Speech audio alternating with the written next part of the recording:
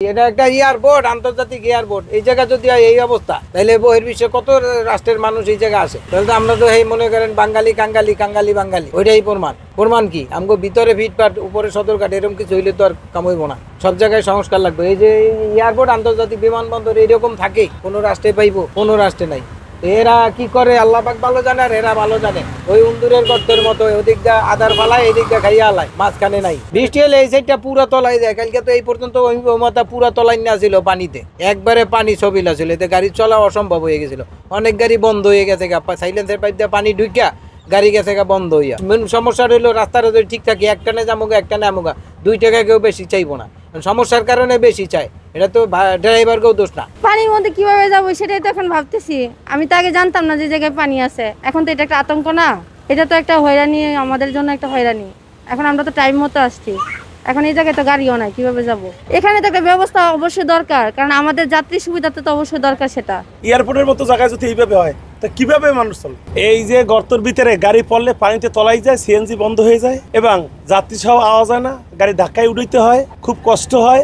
আমরা যেভাবে এই রাস্তাটা যদি ঠিক হয়, তা আমার মনে হয় ভালো হবে। না, এটা তো গ্রহণযোগ্য না। আমরা ড্রাইভাররা অনেক পানির জন্য এয়ারপোর্টে কষ্ট করি।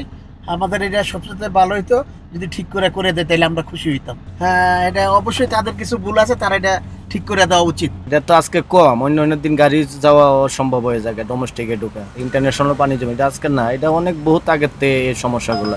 একটানা বৃষ্টি হইলে বহুত পানি জমে, গাড়ি চলে না এয়ারপোর্টের ভিতরে। ডোমেস্টিকের রাস্তা না, ইন্টারন্যাশনাল গাড়ি ঢুকে না। এটা অবহেলা অবশ্যই। এটা ইন্টারন্যাশনাল একটা এয়ারপোর্ট, মানুষের কষ্ট, অনেক সময় গাড়ি ঢুকতে পারে না, গাড়ি অনেক সময় বন্ধ হয়ে যায়। এটা তো সরকারি সমস্যা না, যে দায়িত্বে আছে এদের অবহেলা। আমার গাড়ি ঠ্যাং না খাইলে সমস্যা, গিয়ার বক্সের সমস্যা হবে, নাইলে কম্প্রেসরের সমস্যা হবে, একটা সমস্যা হবে ইঞ্জিনের।